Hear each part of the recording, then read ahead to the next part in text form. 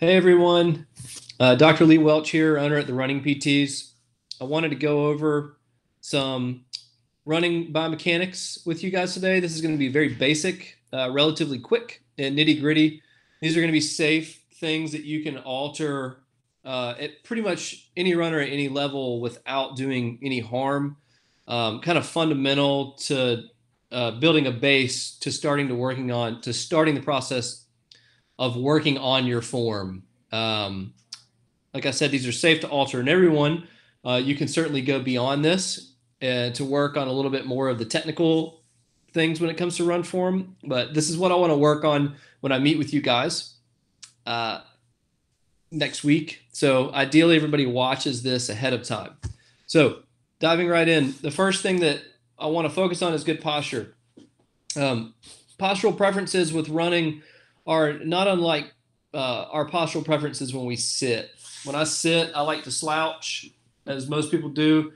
Not because this is better for me, but because this is easier.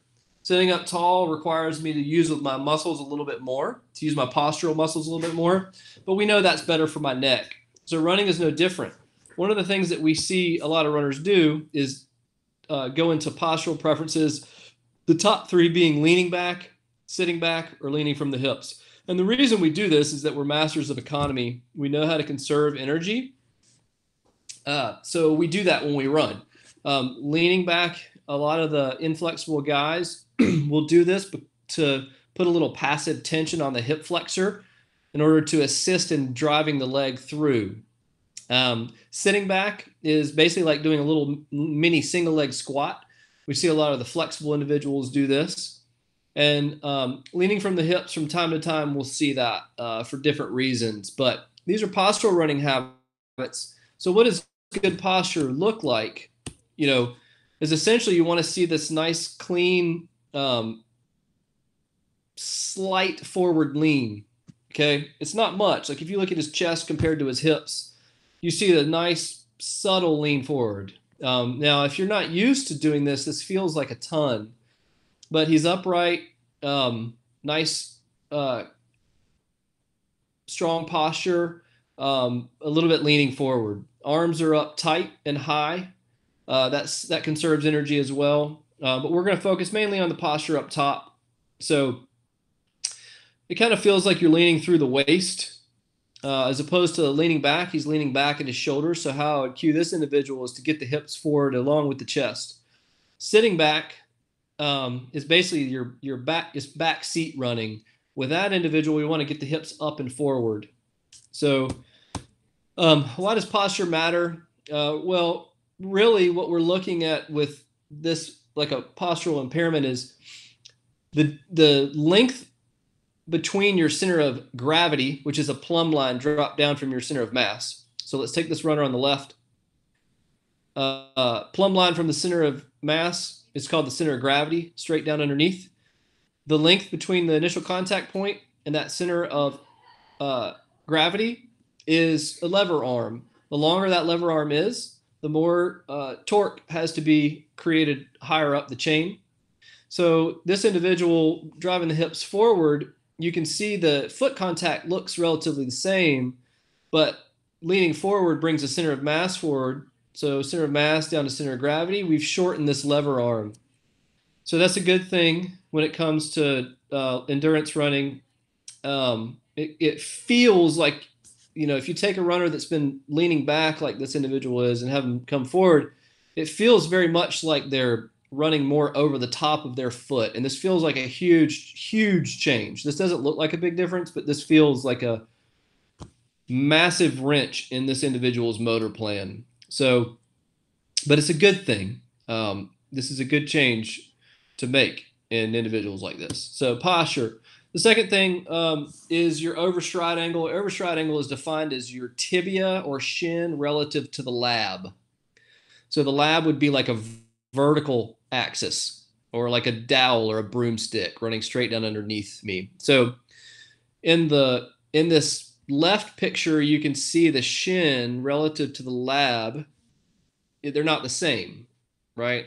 This is me overstriding intentionally. So I'm landing with my knee extended and the shin is not vertical relative to the lab. So that's not a good thing. That's called overstriding. Whereas a vertical contact point, when you start to load, so the shin is relatively, it doesn't have to be perfectly straight up and down, relatively vertical to the lab, that would be not overstriding, okay? And then understriding is here on the right. So like at initial contact, the knee bends too much. I don't see that too often, but when I do, that can create some problems. But this is your overstride angle. So again, typically overstriding looks like this on the left. The knee is extended, the shin is not vertical. So how do you change that? How do you manipulate that? Well, a lot of people will say rear foot striking, is the problem. So this individual, so me on the left, what a lot of people see is this large rear foot strike. So their heel is hitting first versus this picture on the left. You can imagine this foot is getting ready to contact the ground relatively neutral or parallel. Now the problem is not the heel strike. The problem is that this on the left, this knee is extended. On the right, the knee is a little bit flexed. The ankle is at the same angle, but because this knee is flexed on the right, the foot approaches the ground at a lower inclination angle. The inclination angle is the angle of the foot relative to the lab. Okay, so getting the knee a little bit flexed lowers that inclination angle. That's what we want to see. Is this on the right, not this on the left. So extended knee, large inclination angle, there's reason to change that in most cases. How do you change that? One of the ways you can change that is with what's called a stride angle. Both of these runners have good stride angles. They're just, the one on the right is running faster. A stride angle is an angle of between your femurs at maximum separation. So a lot of runners don't have a very large stride angle because they extend their knee too quickly. Extending the knee too quickly looks like this on the left. So it's not unlike kicking a soccer ball as you drive your leg through, as opposed to driving your knee. So that's one of the ways, there can also, there's not like a one size fits all way to fix this overstriding. It kind of depends on the individual. And there's kind of an art form to doing that across the board. But what I plan on doing is just watching everybody individually and seeing what I see and working on posture and then overstriding. So what do very healthy running mechanics look like? It's always good to have visuals. There's going to be a video on the next screen. Cadence relatively high. Cadence does not need to be 180. Cadence is kind of dependent on pace, but a cadence of when I say relatively high for the individuals in this group, somewhere between probably 55 and 180. We're going to see ranges around there. If 145 is too low. Now, if you're running a 12-minute mile, I wouldn't expect your cadence to be 175. If you're running a 6-minute mile, so if you're running a 12-minute mile, I wouldn't expect your cadence to be 175. I would expect it to be somewhere around 160 to 165. Now, if you're running a 6-minute mile, I wouldn't expect your cadence to be 165. I'd expect it to be higher, like 180. But if you've never manipulated cadence before, healthy running mechanics is typically compact from the side. Kind of a efficient turnover, if you will. We like to see a large stride angle. That's the angle between your femurs. So that's that knee drive. And a low overstride angle. Overstride angle is the angle of your tibia, remember, your shin relative to the lab. So you want that to be relatively vertical. Trail leg, the shin should be relatively parallel to the ground. Strong posture. And quiet pelvis. We're not going to get too much into that. But that's one of the other parameters you want to see. A high arm carry angle and a compact run form. So you don't want to see these big loopy long steps where the foot trails really far and then swings out really far in front. You want to see kind of compact turnover. Foot strike. What do you want to see at foot strike? Forefoot strike, midfoot strike, rear foot strike. It really doesn't matter. For the sake of this presentation, what you do want to see is a lower angle of inclination. So if the knee is not extended, if the knee is flexed, then the foot will come down a little bit more parallel to the ground. We do know that going from a rear foot strike to a forefoot strike puts 47 more body weights per mile through your calf and Achilles. So essentially another way to say that is you relatively offload the knee and the hip by changing to a forefoot strike, but that force is now going through the calf and the Achilles. So that's for a different talk. I could talk about that for a long time. But you want to see a relatively effortless product. So the runner should appear to be relatively effortless when it comes to endurance running. So this is Kipchoge running. You're going to see him doing obviously all of these things. Compact form, relatively high cadence, very strong posture, high arm carry angle, quiet hips, great knee drive, chin is vertical at initial contact. He's not overstriding. He's got strong posture. Those are the main things that I want to work on. Now, obviously, he's hauling. He's running like a 4:38 pace.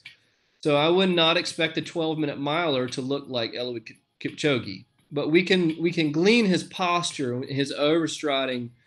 I don't expect to see all of us having as high of a knee drive as him, and that trail foot shouldn't come up as high as he is because he's running a lot faster than we are.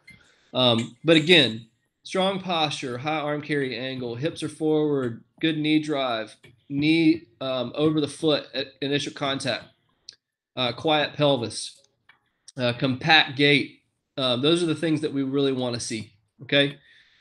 So summarize again. What are we going to be working on? Efficient, quick steps. Okay. Landing underneath your body. That's what it'll feel like with your knee slightly bent. Now, you're not actually going to land underneath your body. That would be wildly inefficient. You would not cover very much ground. You're going to land a little bit in front, but it'll feel when you're leaning a little bit. If you're used to overstriding and leaning back, when you lean forward a little bit and get that foot underneath you, it's going to feel like you're landing underneath your body. So that should be the product. Good posture. What does that look like? Well, it's relative to what you were doing prior. Maintain an efficient arm swing and relaxed, effortless form. So I tell people to think run light. So very basic today. I wanted to kind of keep it short rather than talk when I'm out there. So hope everybody enjoys this. Feel free to email me if you have any questions. Lee@therunningpts.com. If you guys got anything that you want me to go over when I'm out there. Thanks, everyone. I will see you on Thursday.